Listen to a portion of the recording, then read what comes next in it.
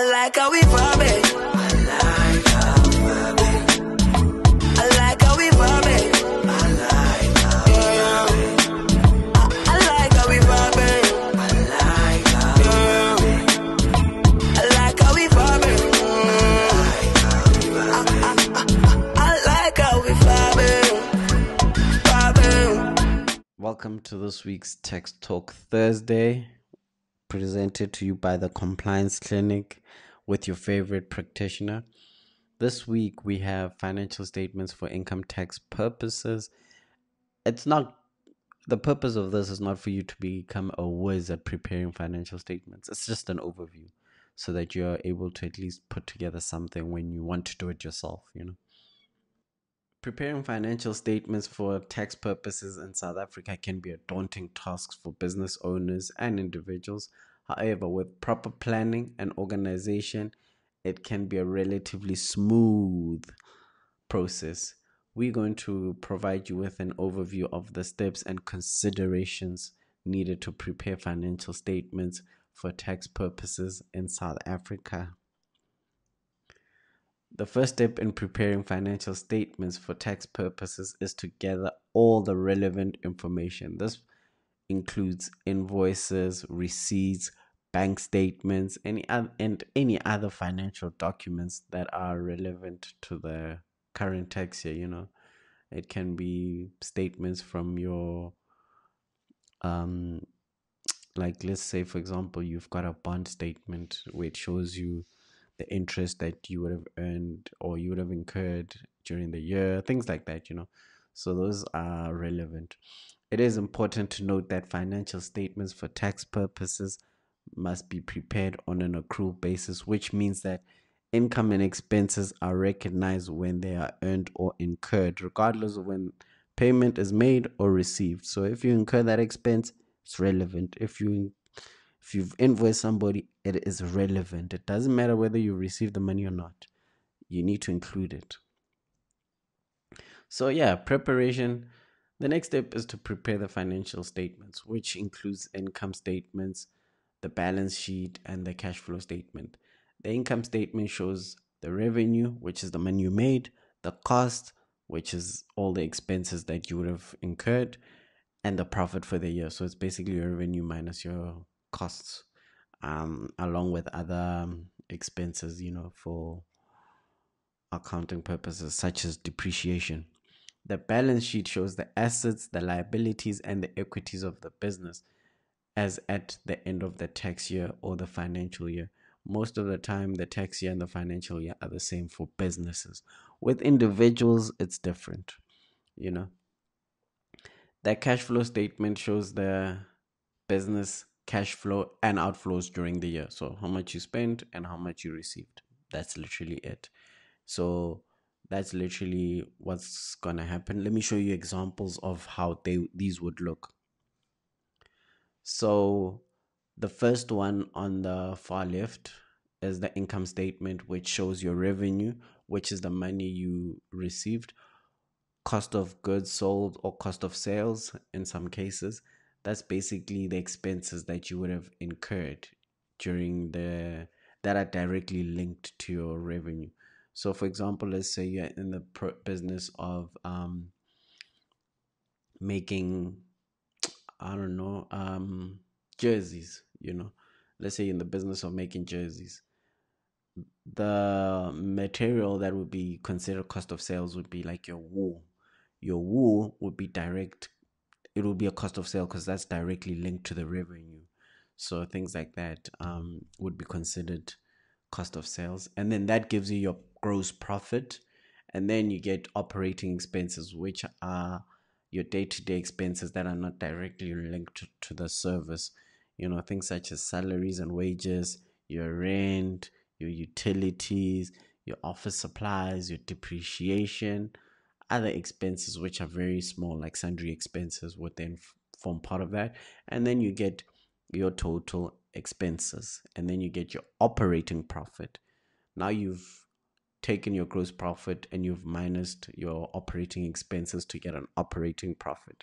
And then other income, which is interest income, other income such as that is very small. So you'll find that so like we've listed interest, it will be maybe, let's say, royalties here and there. They would form as other income. They're not that much major in your business. You don't normally receive them on an ongoing basis, so they would form part of other income. Then you get total other income, and then you add that to your operating profit. It gives you the profit before tax, and then you minus from here basically the profit before tax. Then you would take that amount, you times it by 27% or whatever, and then you would get your income tax expense, and that will give you your net profit, you know. And then in the middle we have the balance sheet, which is your current assets, your long non-current assets, get they equal your total assets, your liabilities and equities, which is your current liabilities, your non-current liabilities, and your equities. So I'm not really going to go through these because these are standard. Cash and cash equivalent is basically how much it's your bank accounts. It's literally your bank accounts. Account receivables, who owes you, inventory, if you've got any inventory left behind. That's what it is. Prepaid expenses. Remember, we said you do it on, we're preparing it on an accrual basis. So you can pay maybe a deposit for or an amount that's like 6 months in advance, prepaid expenses. Those will normally form part of your current assets. Non-current is your property, plants, and equipment, so your vehicles minus any accumulated depreciation, and it gives you a net property, plant, and equipment. Intangible assets, things like softwares, your brand or trademark would somewhat form part of intangible because you can't really touch it. Investments, this would be your, let's say for example you have an investment property, that will form part of your investments.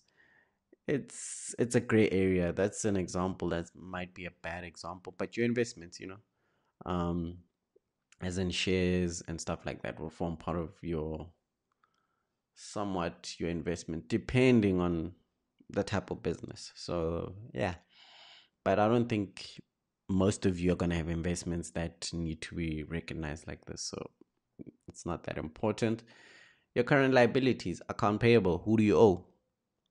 Short-term loans, your credit card, overdraft, accrued expenses, self-explanatory. And then the current liabilities, that's what is that's all of those ones, that they equal to your total current liabilities. Your non-current liabilities, long-term loans, the bond, or you've got a vehicle loan, then those should equal your non-current liabilities. Equity, share capitals, basically how much capital was put in, or when you purchase the shares in the business. Share capitals, basically what the shares were sold for or purchased for in the business. Retained earnings, that's how much cash was actually retained. So let's say your net profit was 102, and then out of that 102 you distributed 40,000 as dividends, then you would still be left with like 60,000. That would make its way to retained earnings, meaning that's how much money was left in the business for the business operations, and that equals your total equity. Total liabilities and equities, self-explanatory. 1 + 1 = 2. Yep. Statement of cash flow. Statement of cash flow is quite easy. It is your net income. So basically your profit there, that 102, in this case it's 100 and it's in dollars, but Excel can embarrass you at times, but it's in dollars, supposed to be in rand. It is what it is. Then you're gonna add back the depreciation, because depreciation is not a cash item. So here, the whole point here is to just have cash items where you've paid money or you've received money. Depreciation is a non-cash item and it was included in your statement of income. So it has to go back so that you can get the true value of the money that you spent. So depreciation. Increase in account receivables. You have to deducted from there, because you included that 10,000 in the revenue. So you have to somewhat adjust your revenue to show the actual money that was received in the business. Decrease in inventory, that you added back. It basically adjusts your cost of sales. You're showing how much inventory you actually spent and the cash that you actually used to buy inventory. And then decrease in accrued expenses, that's the same as increase in accounts receivable. You're adjusting your expenses. Let's say, for example, your office supplies, you bought it on credit. You're just adjusting your office supplies, the amount that you bought on credit that you didn't pay cash for. You're adjusting for that. And that should give you the net cash provided by operating activities, meaning that is the cash. You see where it says operating profit? That is the cash that you would have spent or received. In this case, you would have received after taking out all those other items that you didn't spend cash on or receive cash. So that's basically what it is. That's how much cash you actually made use of or received at the end of the day. So in this case, you have made a profit of 144, meaning you've technically received more money than you spent in this case, because you started off with 100 but you ended up with 144. So in year one, I'm on year one for those who are following. So that's basically what it is. The next one is the investing activities, which is obviously if you spend cash on certain activities.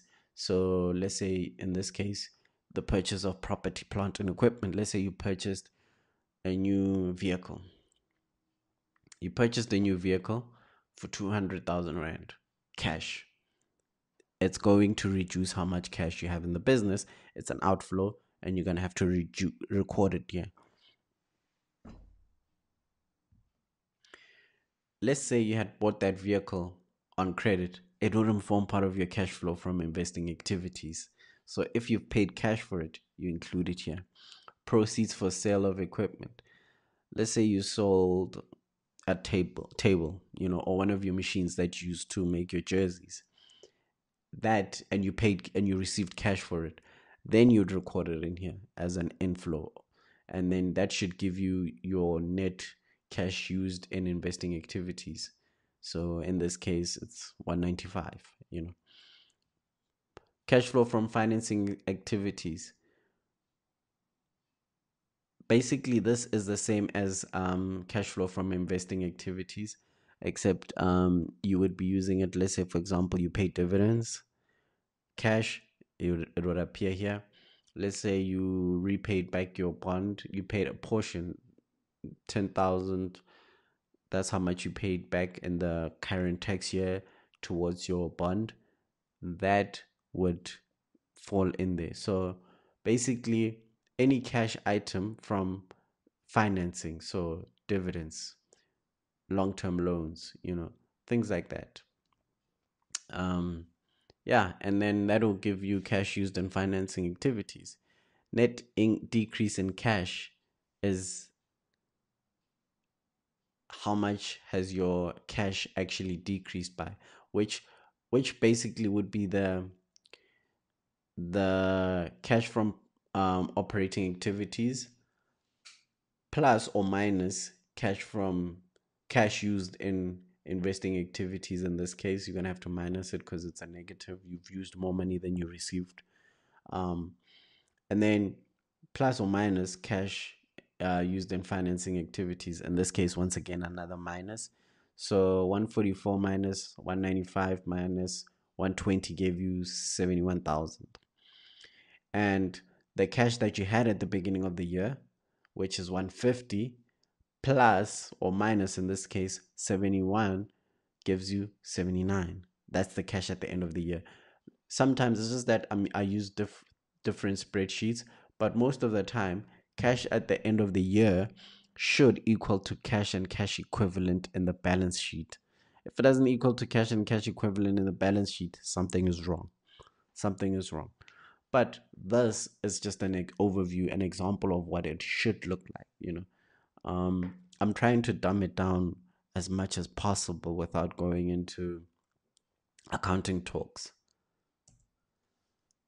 There are certain allowances or expenses that are not allowed, and we have to take these into account. The expenses that are disallowed are under Section 23, which include domestic expenses. So, let's say you've got your expenses where you groom your dog, your personal dog, you send it to the dog parlor. That's not an allowed expense. You can't claim that. Capital expenses, capital expenses, let's say, for example, you bought a vehicle. That's not allowed as an expense in the statement of profit and loss or income statement. You have to depreciate it. The depreciation is what is allowed, but the actual cost that you used to purchase that asset is not allowed. Fines and penalties, obviously, SARS is not going to reward you for not being a model citizen. So penalties, those don't even bother. Expenses incurred for non-income producing purposes. Let's say you're out at Konka and you are living your best life. That's not an expense that's relating to business. You're not doing business development. You're just having a vibe. So that doesn't count. And it's somewhat of a personal expenses.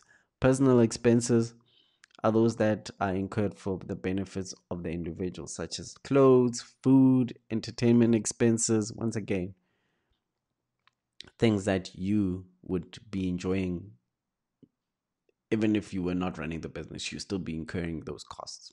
That's basically what it is. But if it was an expense that you had to incur because of the business, then it would be a business expense. If it's an expense that you were going to incur anywhere, then it's not.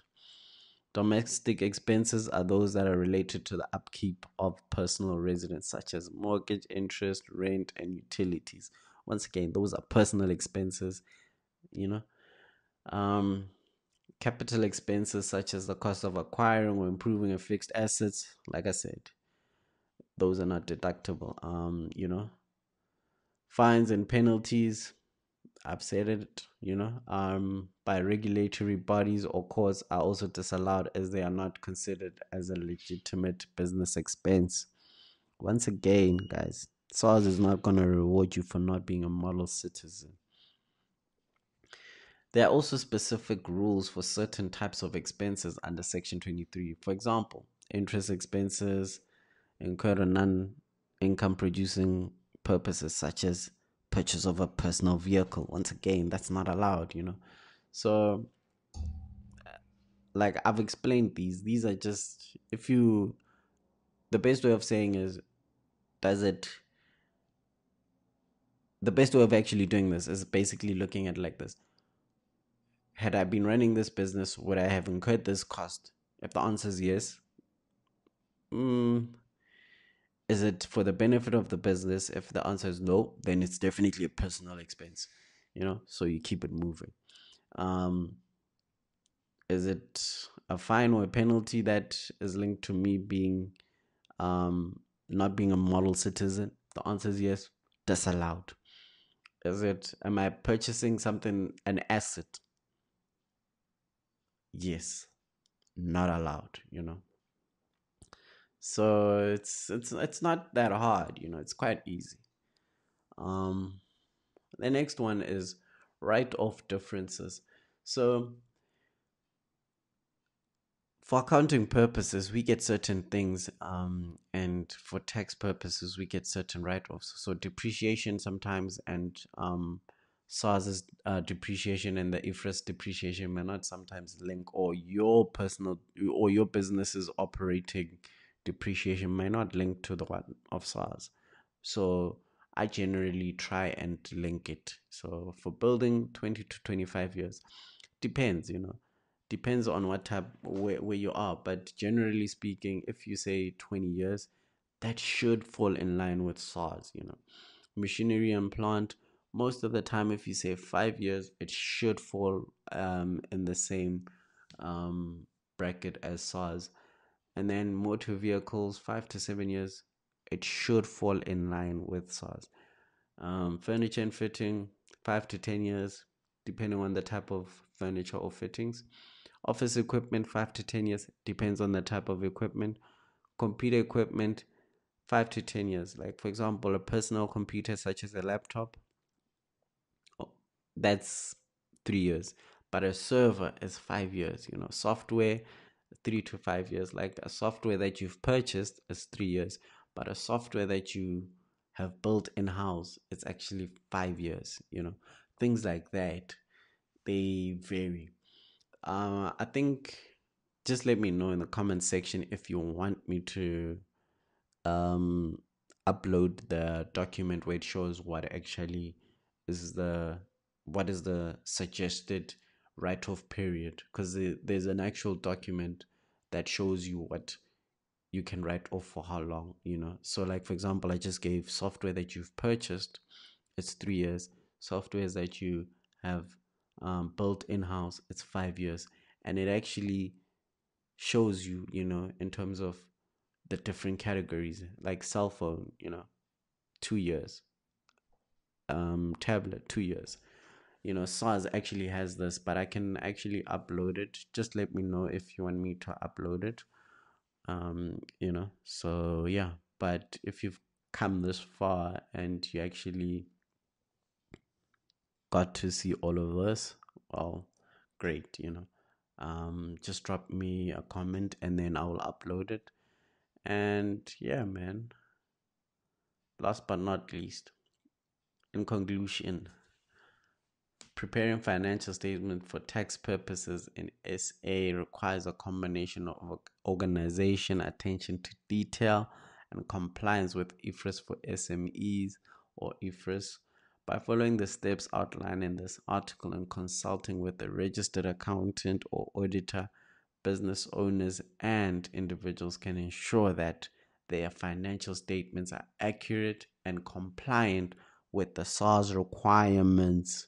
Make sure to contact us so we can put together the financial statements for SARS purposes. We'll hook you up real good. Contact us, connect at mcponline.co.za, on Instagram at the compliance clinic, and on Twitter, the Clinic ZA, and obviously our website where you can find this article is www.mcponline.co.za. And remember, guys, love, peace, and prosperity.